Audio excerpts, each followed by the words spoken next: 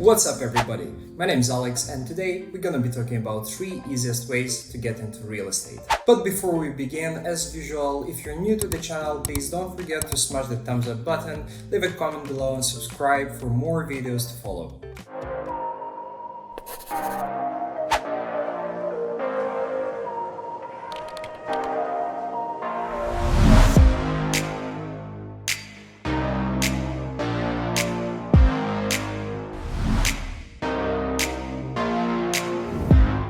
There are many ways to get into real estate nowadays. From building from scratch to renting out to your tenants, to Airbnb, arbitrage, mortgages. There are thousands of ways to get into real estate, but today we're going to be focusing on 3 main ones that I think personally are the easiest ways to get into actual real estate.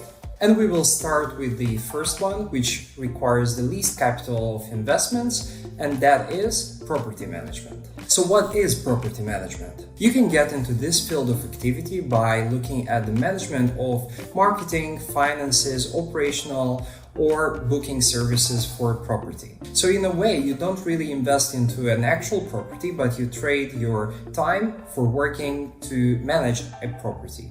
Either that's for one investor or for a landlord, but you are the one who is managing all the operational process, or you have some kind of requirements on the finance or marketing. Depends on the deal that you have with the actual landlord. Nowadays, this could be done via myriad ways. Since we are in this digital era and there's a lot of social media, there are many people who are doing social media for properties, for hotels, for guest houses in Southeast Asia, for example. And that's why I personally believe this is the easiest way to get into real estate. However, if you want to be good in it, it still requires a lot of hard work. For example, if you're planning to do marketing for a property, then this requires a lot of understanding of the social media, of the market that you're working in, and understanding the actual requirements of a customer. And this stream could involve different types of jobs, and that could be, for example, social media management of the account of one property, or you can make a partnership with a landlord and do their finance, budgeting, or all kinds of projections for the next year and be responsible also for the Airbnb side or booking side or any other social platform. And that consequently requires a lot of understanding of how the booking systems work. Because say in Airbnb, if you have one property, then you will have just one page displaying your actual property and the available dates and the ones that are booked. Whereas if you have 10 properties, then you will have an Airbnb page displaying the actual 10 listings. And you will see all kinds of availability matrices, you will see all the prices that you have per month or per year, and you will see also all the discounts and all the actual bookings. So if you want to start into this field, then do your research, understand how these platforms work, and then go and find an investor or try to negotiate a deal with a landlord that you know, or with even a friend who wants to rent out their apartment. Imagine a case when your friend is really busy and he or she wants to rent it out, however they don't have this time. So why not take the opportunity and do it for them? For example, in Airbnb, there are really cool tools that help you to display the prices, and also some other tools that help you to withdraw money with percentages to one party and the other one. Let's say you have an agreement with your friend to market their property and split the profits into 90% and say 10%. Airbnb has a really cool tool that allows you to do so, and you will be receiving 10% when you choose it, and the landlord or your friend or investor will be receiving the remaining amount. So it's not a hassle, it's really easy to use, and you can set it up however you want. You can also use these booking platforms in many currencies all over the world, and you can do it remotely. There is 24/7 customer support and also landlord support, so for you it's gonna be really easy to manage your bookings or any complaints that your customers might have, while having a performance tracker where you can track your earnings, your success, for example, your ratings and any kind of reviews that you receive. And that's really important nowadays, as the reviews make you appear on top. So for example, on Airbnb, you can be a superhost where you will appear in the top 10 searches for the region you're in.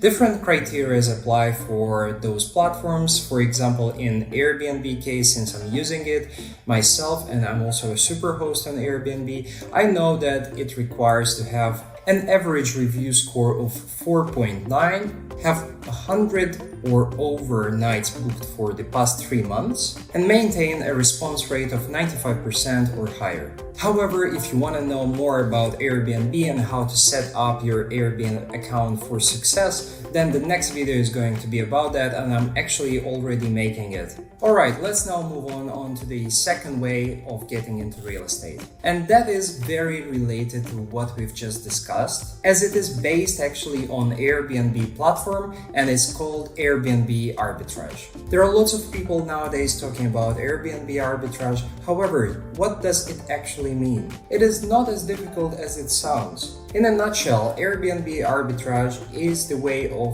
renting properties to only sublet them on Airbnb platform. So how do you get started with Airbnb Arbitrage? You first rent a property. No, scratch that. Before renting a property, you actually need to do your market research, understand the area you're planning to rent in, and understand the demand and supply. Look at the historical prices in the area, understand whether you can negotiate the price of that rent, whether you can take it for a longer period or for shorter period, and what's the best way for you to make some extra money. So you found a really nice place in a good location where demand for the buildings and properties are really high. Usually if you're in big cities such as London, then you would look at a more touristic area so you can rent it out easily on Airbnb. Then you go and negotiate the rent deal. In the UK, usually you sign a tenancy agreement and you have a period of minimum 1 year with 6-month notice, also called a break clause. Yet the most important thing to notice here is that you must negotiate this with your landlord or with the agency that is renting out this property, and that is the permission to rent it out or sublet it on Airbnb.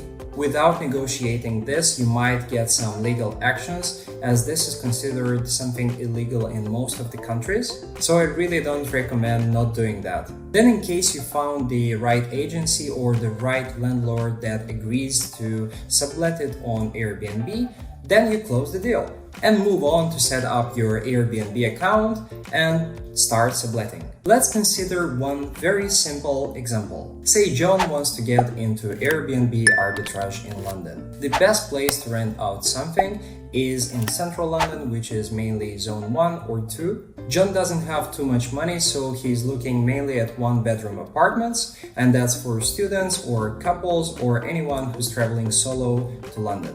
And then in zone 2 you can find such an apartment which is pretty nice for about 1,000 to 1,500 pounds a month. While the prices for short stays or just 1 or a few days bookings is pretty high in London, meaning about 70 to even 150 or 200 pounds for 1-bedroom apartment in central London. And of course, that's per night. So say John finds that really beautiful apartment in a very good location for 1,200 pounds and he rents it out for 1 year contract.